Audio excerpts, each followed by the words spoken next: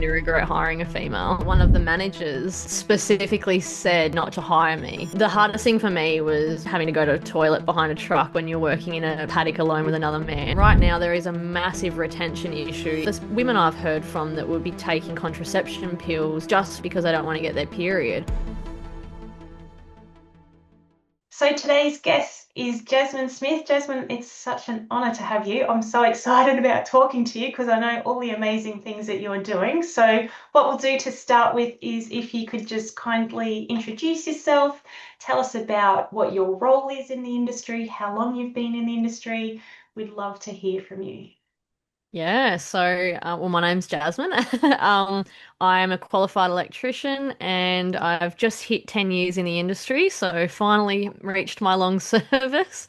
Uh, I feel like I've been waiting for this moment forever, but now it's here. I'm like, Yeah, okay, now what? Now I just keep yeah, working. yeah, exactly. Um, but yeah, been in the industry, sort of all over it actually. I started out in commercial electrical, did my 4 years in commercial, and then got made redundant during COVID. So that sort of took me for a bit of a spin because I wasn't really sure I was going to find another workplace that would want to hire me, but we can get into that later. And then I got into civil electrical, where I spent about 8 months doing that, so traveling around Tasmania. And yeah, that was very, very cool to do, but not very, I didn't learn a lot. So I really struggled to sort of find my niche in that. And that's when I Hmm. started looking for more work in domestic space where I could learn. I applied for a few different jobs and then managed to locate a job where I am now, which is all on contracting, and I've been with them for 6 years. So now I'm a domestic Sparky, which, Awesome. yeah, it's not really something I actually thought I would do for as long as I did. And yeah, my body hates me for it. Oh, yeah, I can imagine because you're crawling through different things and up ladders and in roofs and everything. So, Yeah, yeah. yeah. Now tell us about, so you've been with them 6 years, you've hit your 10 years. So in your first 4 years of doing your apprenticeship and you got made redundant.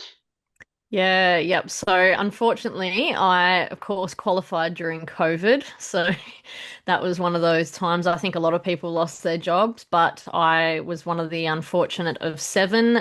So when you finish your apprenticeship, you go through a probation period to be rehired as a full-time employee. So that's sort of where I was. I was in my 3 month probation period, and the company I was working for unfortunately just took a bit of a hit when COVID came through. So they put myself and yeah, seven others off throughout the company. So I just thought, I'm done here. There's no way I'm getting another job because it took me so long to get my apprenticeship. I was applying for about 3 years before I actually got looked at by a business. I even moved towns because where I was applying, it was a small town, and yeah, small towns, you know what they're like. They're quite everyone knows everyone, and yeah, no one really wanted to hire a female back then. So I moved to a bigger town, which was Launceston, and yeah, managed to lock down an apprenticeship with Degree C, actually.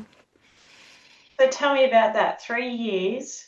I mean, here we are today, right? Like 2026, and there's all this um, programs happening to get women into this industry because everyone's realized, oh, 51% of the population is female. Let's get them into the industry. But here you were ahead of the race, 13 years ago, going, I want to be an electrician, and there wasn't anything available to you to be able to get in to the industry 13 years ago. Yeah, yeah. So I don't even know why I wanted to do it, to be honest. My dad was a qualified electrician, and I think I grew up with him like working on the tools a lot. So he was a sound and vision engineer, and so I think I always had that in my blood to be at least on the tools in some aspect. And there was just something in me that said, right, I've just got to keep applying. I just wanted to. I remember actually driving with my mum in the car when I was like younger, and I used to see the tradies waving to each other from different vehicles because they were driving past a vehicle of like the same business. And Yeah, I remember saying to myself, that's going to be me one day. I'm going to be like waving to my colleagues, and it's crazy to think that now that's me just driving that's past you. and given the wave. But Yeah. yeah, I was very determined young girl to get what I wanted. So So tell us about that. Like when you were those 3 years, let's talk about those 3 years leading up to it. What were you doing to, go out and wanting to get people to take you on as an apprentice? What did that look like? yeah, so from about 15, I was actually working for a company called Global Television. So they do like the AFL and everything Australia. Oh, I think they're even worldwide actually. But they used to come down to Tasmania and do our local AFL and cricket matches. So my dad managed to get me a gig with them, and I was cable rigging with those guys for gosh, it was about 5 years, I think now. So that was not often, but it was quite like, oh, how many games do we have a year? Five here, I think, a year. So I was sort of like managed to get on that crew, and I was the first female to do that. And then, yeah, Dad was pushing me in every direction he could to get me to work in this sort of industry, and then managed to actually get behind the camera on the AFL game. So I was the on-ground cameraman or camera Oh, woman. wow. Yeah, so that was sort of cool. That's actually thought that's the path I thought I was going to end up taking was videography or camera operator for the major television companies. But I got into a relationship, and then that's sort of where I was like, I don't want to go anywhere. I just want to stay here. Yeah, So yes. I unfortunately sort of lost that opportunity for myself. But the first sort of year that I started applying, I didn't know if I wanted to be an electrician, but I knew I wanted to do something around electrical or tech. So I applied at three different businesses in Devonport, and didn't even hear back from two of them. And then the other one was saying, "Oh, sorry, like you're not don't really fit the profile," kind of in a nice way. But yeah, so I left it at that and just kept working alongside my dad with all the gigs that he had. I was working at Hungry Jack's at the time, just in drive-through. So just your average first job. Well, I started at Kmart and then, yeah, sort of went into Hungry Jack's. And then the second year, I was still at Hungry Jack's. And I think I had stopped college. So I was working at Hungry Jack's and then just trying to apply for a few different jobs. I applied at the same three businesses. Um, and then still didn't hear anything back from them and didn't even hear back from the third business. Then I got into pharmacy assistance. So I tried that for 2 weeks and knew that I was not a pharmacy assistant. So I quickly got out of that. And then that's when I decided to move to Launceston, which was where I first applied for Degree C, the business I worked for. And I missed out on the first run. And then I applied again towards the end of the year. And apparently, I don't know if this is true, but apparently there was a grant going out to hire females, and that's sort of what drew their attention to me, I believe. So, yeah. Right. Yeah. Interesting. Yeah. I'd like to say I got it naturally, but I don't think I did. Yeah. But let's roll with that anyway. Yeah, So yeah. so when you got that, so I mean that's just a sign of your perseverance and patience of no, this is what I want to do, this is what I want to do. And an incredible example of your dad as well, Yeah. like your dad just doing everything he could to help support you to be able to get in with getting you here and going there and working with him and the connections and stuff that he had as well, which as women we certainly need a lot more of that as well. It's the sponsorship piece of recognizing someone's potential and Yeah. getting them into the places they need to get to. But when you started your apprenticeship, because, let's be honest, 10 years ago, women were not being pushed to be tradies or electricians or anything like that. I mean, this is still quite a new thing in the last few years. What kind of barriers did you face once you did actually start? Yeah, so this is actually funny. I love talking about this story. My the company that hired me, when just the day before I started, they actually had a meeting, and I found out the goss from some of the guys later on when I started. But they actually had a team meeting with the because they're statewide, so they just had a team meeting with the local company, and I found out that part of the meeting was to tell everyone not to swear around me and to, what was the other one? Oh, there was something else. I can't actually remember exactly what the guidelines for them were, but it was more just like be careful what you say kind of thing. Like don't treat her with a grain of salt or whatever the saying is. Like, Yeah. and I thought that was quite funny. And then I actually found out that one of the managers had specifically said to the company not to hire me. They were saying, "Yeah, you're Oh, going to regret hiring a female." And yeah, it was later down the track. We actually ended up getting along quite well, myself and that manager. But yeah, when I heard that, I thought that was quite funny. yeah. Um, so that's sort of how it started. And then my first week, I worked with one of the guys that I probably they if you were going around politics, I probably shouldn't have been put with him because of Right. how he was as a person. But turned out I was actually worse than him, and we got along like a house on fire. So it was really good. Yeah. Yeah. And just that thing, I mean, even it sounds odd, like having a meeting before you start to kind of preempt everyone, but it's actually, in a way, I mean, there's two parts to it, right? So it's kind of sad that that needs to happen, but it's actually kind of good that it did happen because it made everyone realize, hey, you can't continue to carry on the way that you may be Yeah. because you're going to have a female present with you now.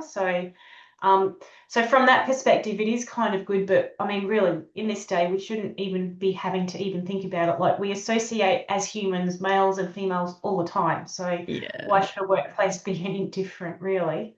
Yeah, it's funny you say that because I think it was great in a way that the company even thought to get Yeah. everyone together to have that in mind.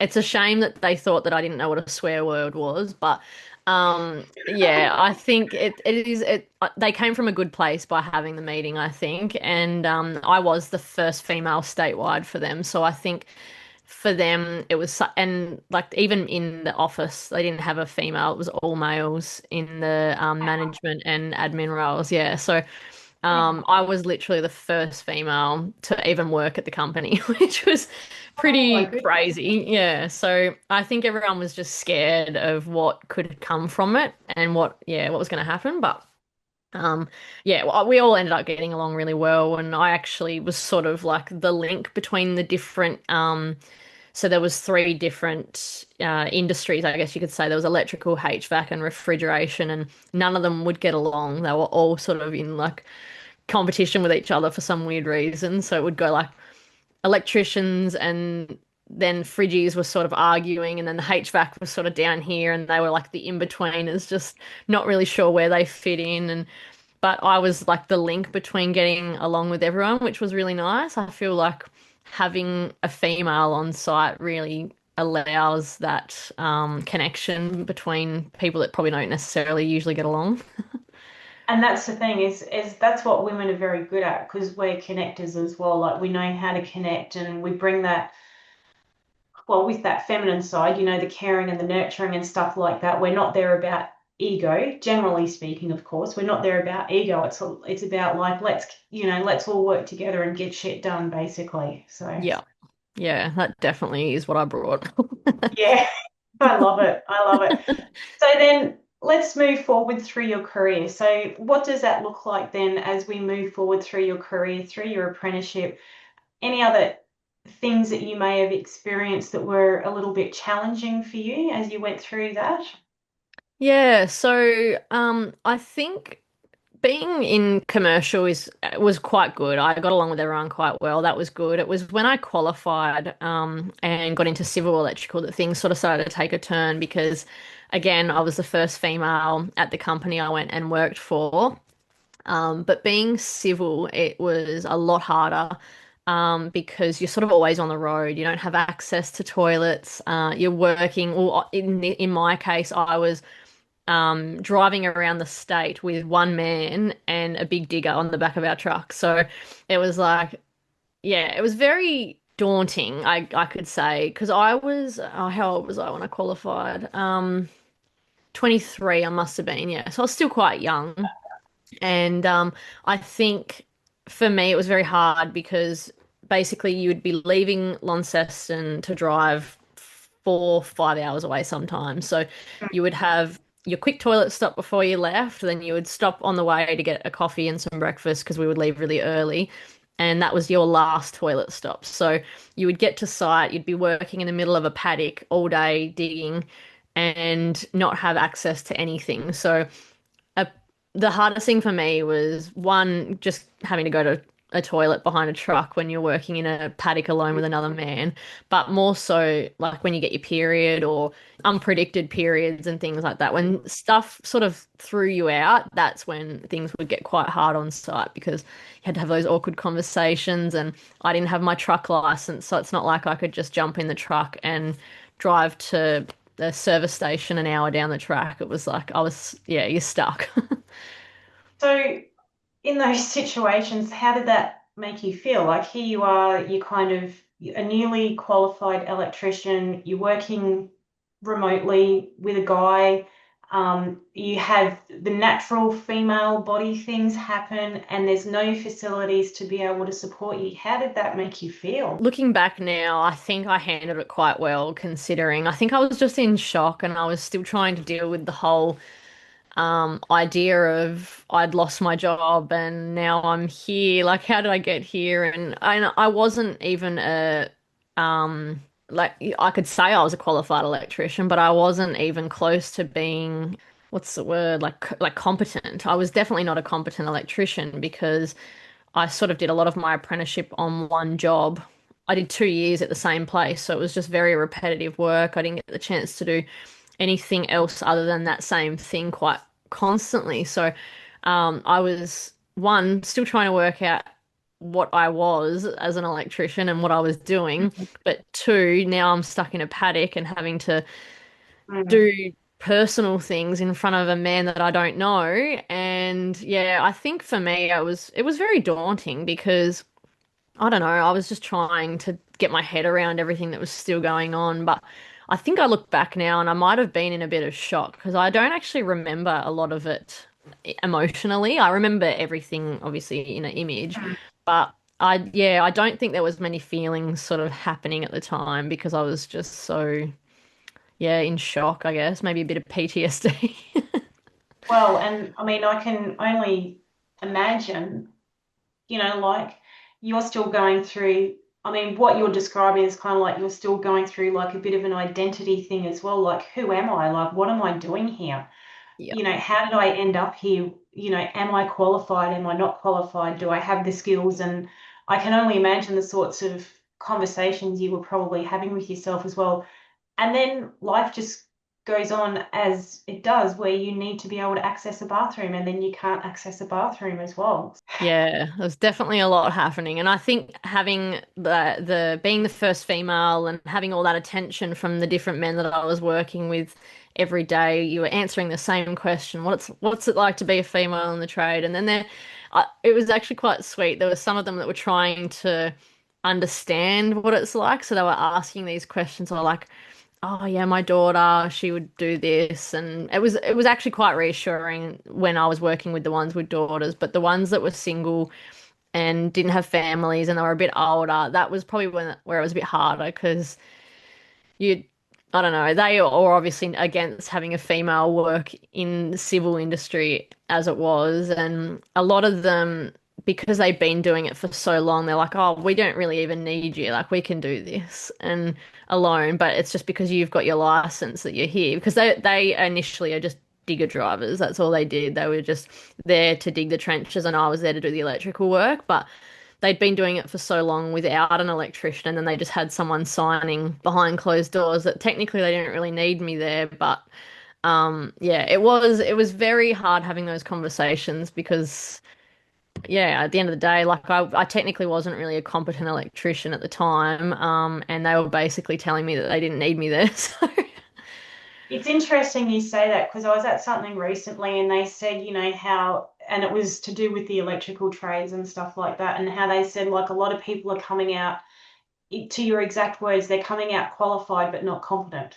yeah, And there's a big gap there. So, definitely.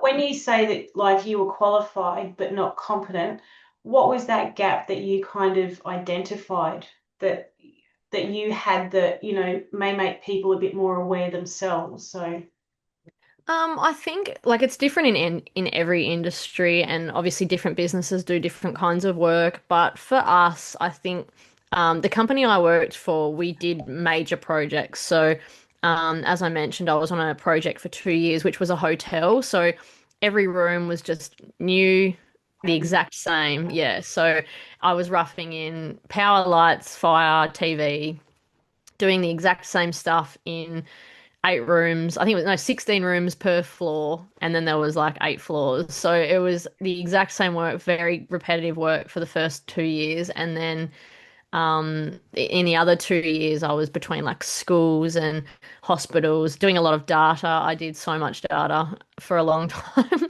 And so I was just very limited to learning the other aspect of electrical, like fault finding and things that you probably need to know. And working for a bigger company as well, a lot of the like cable sizing and plans and things like that, they get basically all the information just gets given to you. You don't have to learn to how to yeah, do that. So you don't really need to know cable sizing or what does what. It's more just written on a piece of paper, you order it and then you install it.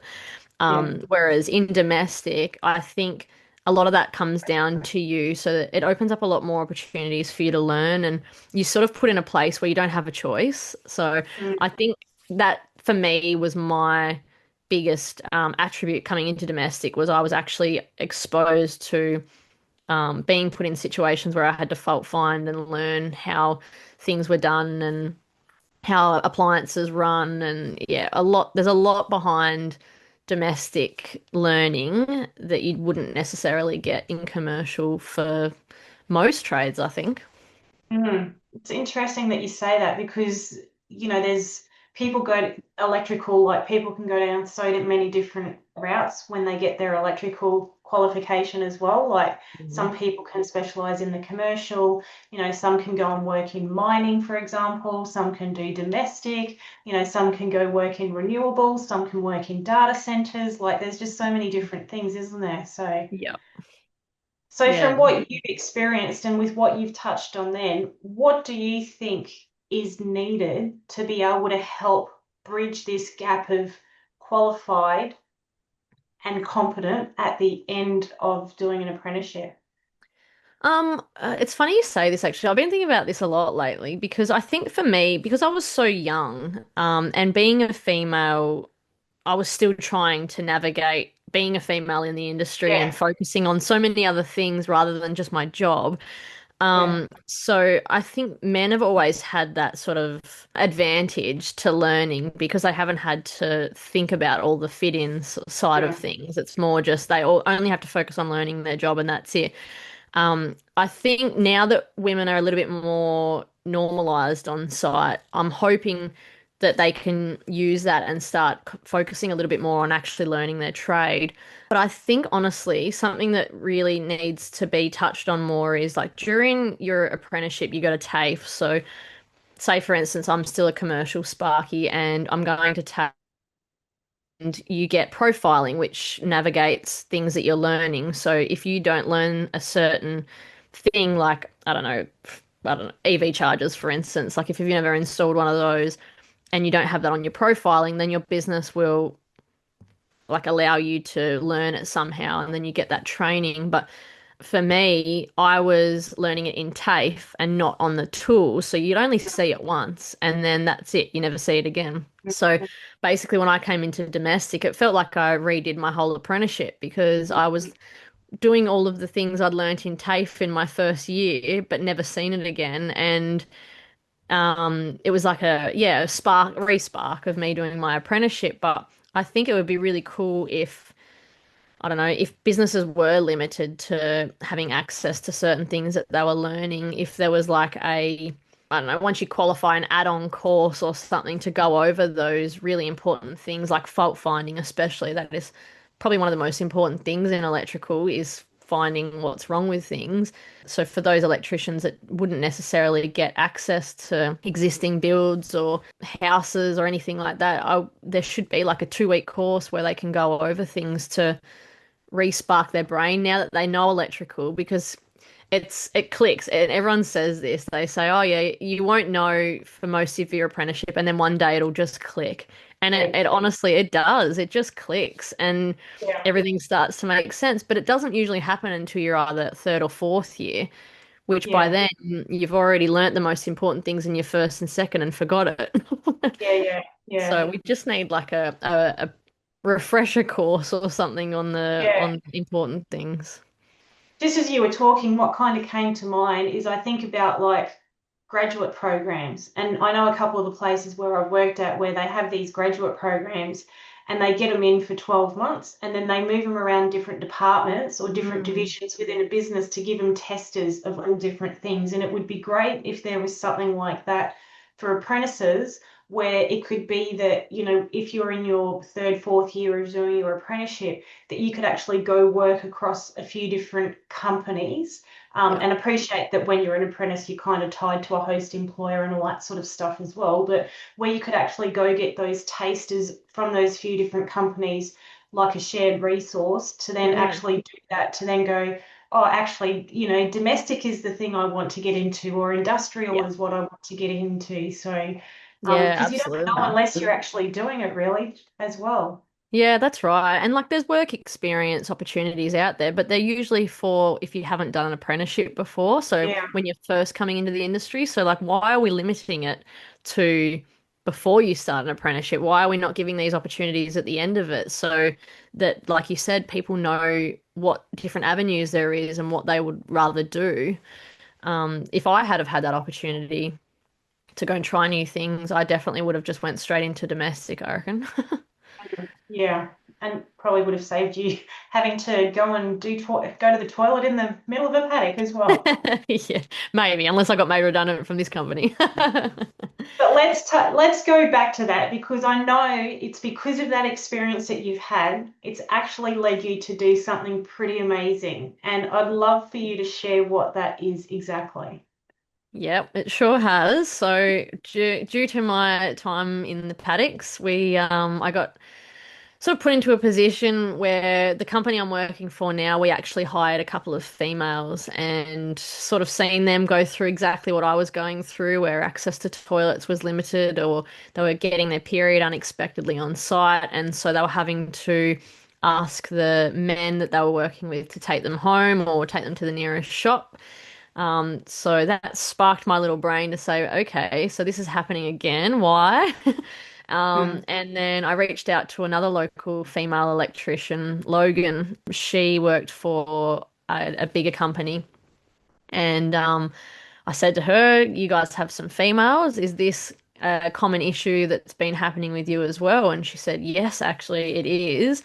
And I said, right, well, we've just had a meeting in our business and we are creating these little packs. They're like a hygiene pack that basically just have period products and Panadol and things that they need on site. I said, why don't we do this for your company as well? Let's come together and let's actually create something for women here. And so we met up and sort of went over it and just said, yep, this is cool. Let's just do something within our businesses and give it a little test run, see what it's like. And then we met up again the second time, keeping in mind this is the second time we've ever met.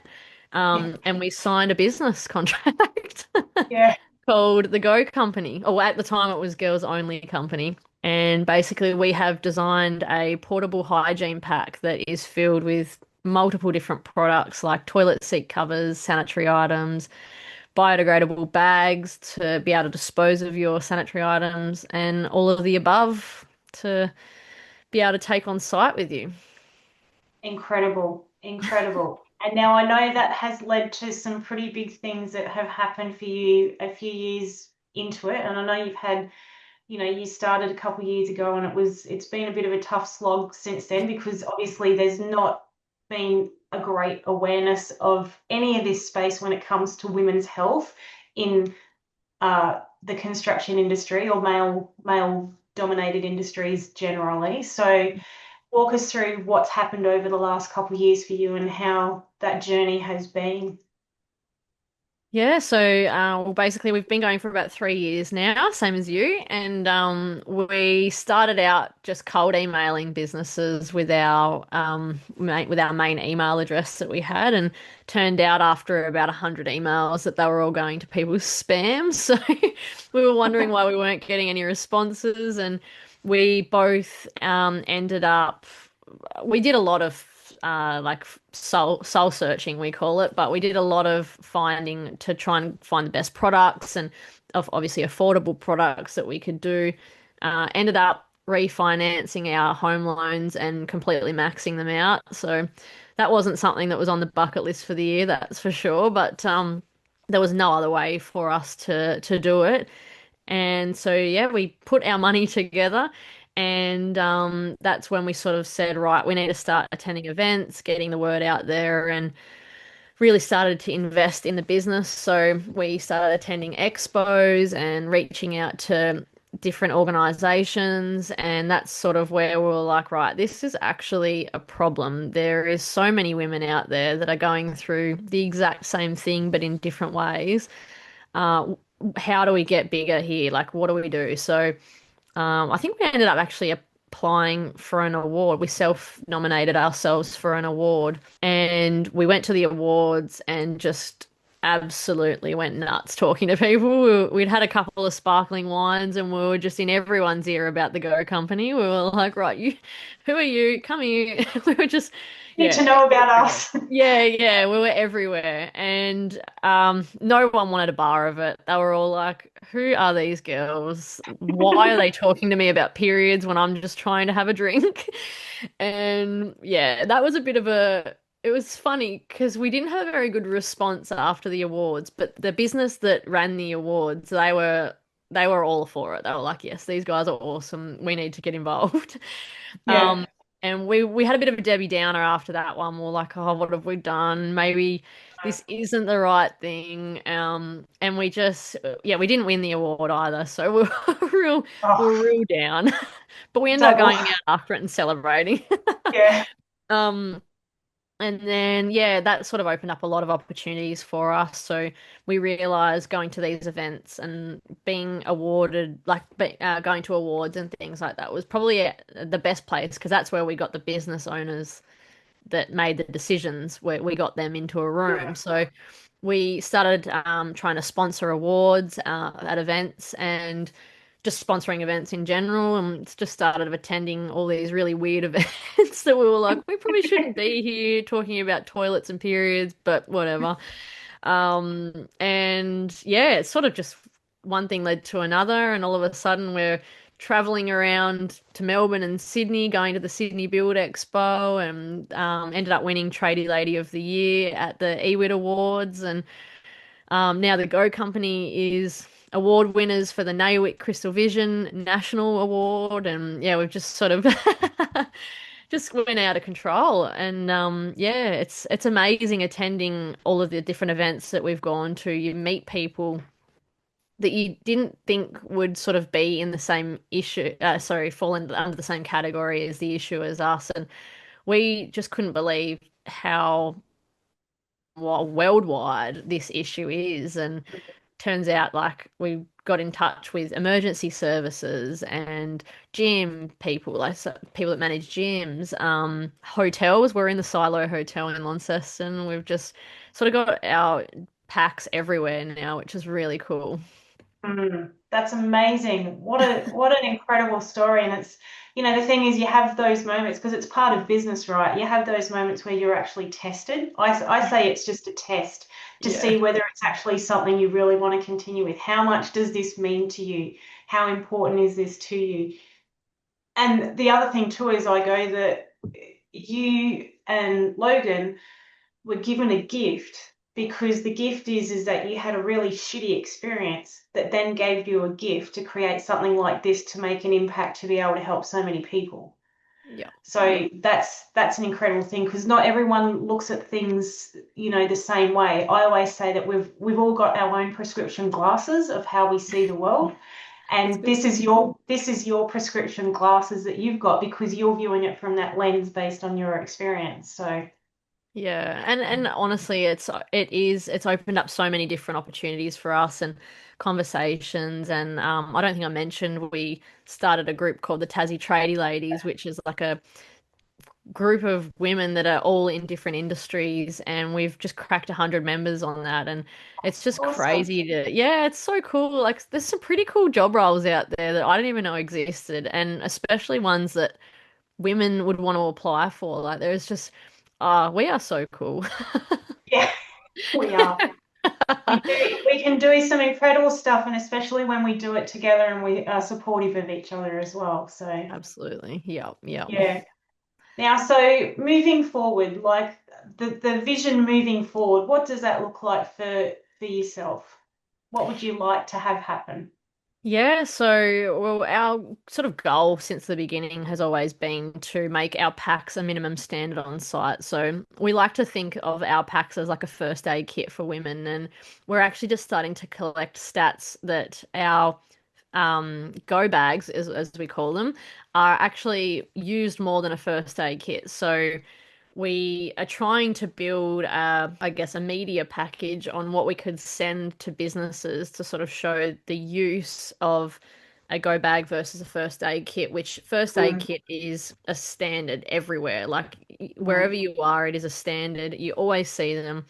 And not that I'm matching a female going through menstruation as a first aid emergency, but it is a demoralizing emergency that very highly impacts on everything we do. One, how we work. Two, staying at work and staying in that role. And like you said earlier, we are was it 50%, 51%, was it? mm. Of 51% of the population. And right now there is a massive retention issue in the industry, especially construction. And now we need to be making sure that we're supporting that 51% in this industry to make sure that at least if we're not retaining males, that we can open up a spot for women to come in. And it's been a massive thing over the last few years, especially where I think businesses aren't really sure what they should be doing. And now it's like, right, we're here. We've got the solution for you. Yeah. So let's just make it a standard. And we've been talking to a few different leaders in like government roles who they listen and then nothing really sort of happens after it, but I think that's just standard. And there might be things happening behind the scenes, like, we never know. But I think we just need to keep in front of those people. Yeah. We have sort of started to realize that selling products isn't probably something sustainable that we can keep with to actually get us off the tools and make an income with.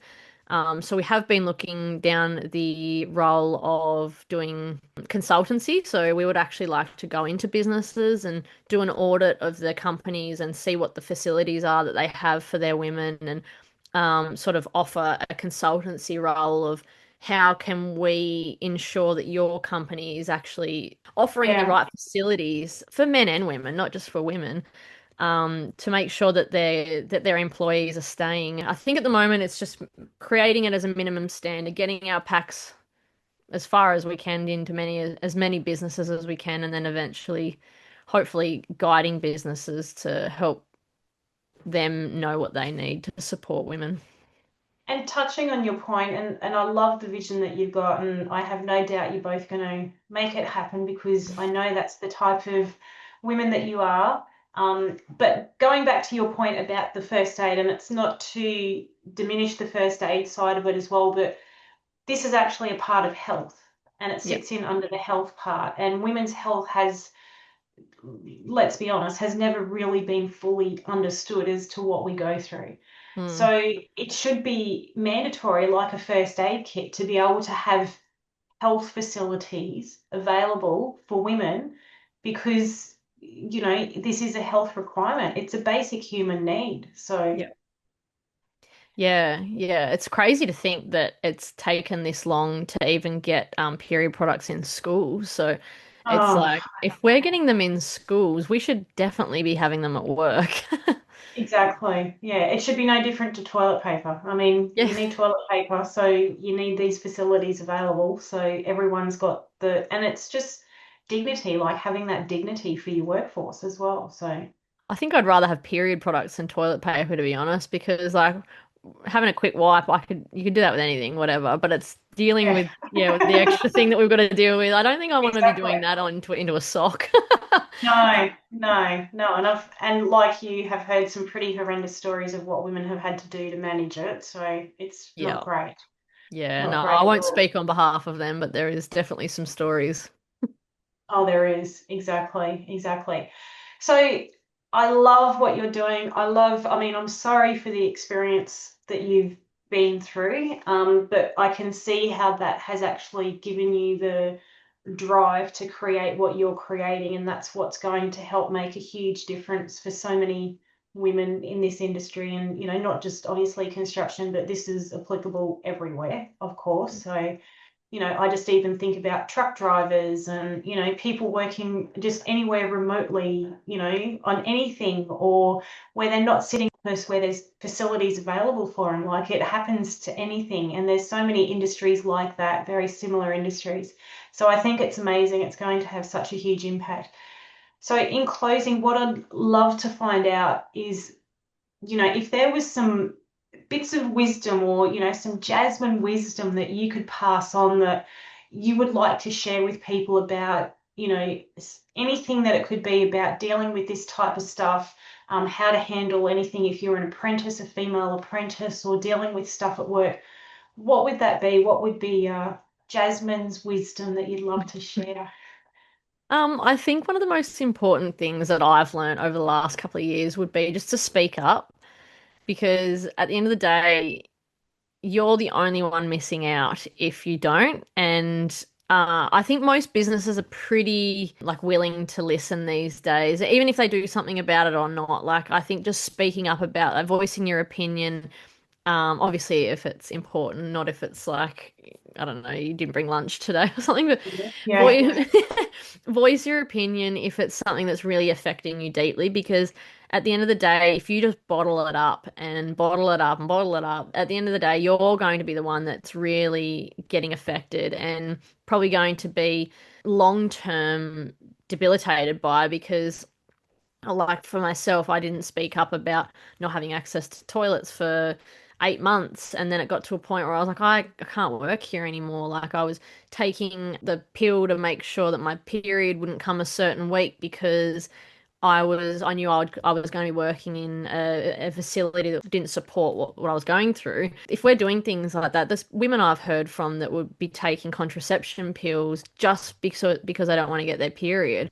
And like all the stories you hear these days about what the pill can do to your fertility, like we shouldn't be putting ourselves in those positions. So I think my wisdom would be to speak up, and if you're too nervous to, there is so many different people online, especially like myself, that you can reach out to and have those conversations with. Because if a workplace isn't supporting your needs, or if they're making you feel like you're not wanted or welcome into the industry, then one, you probably need to move from that workplace. But two, they probably just don't know.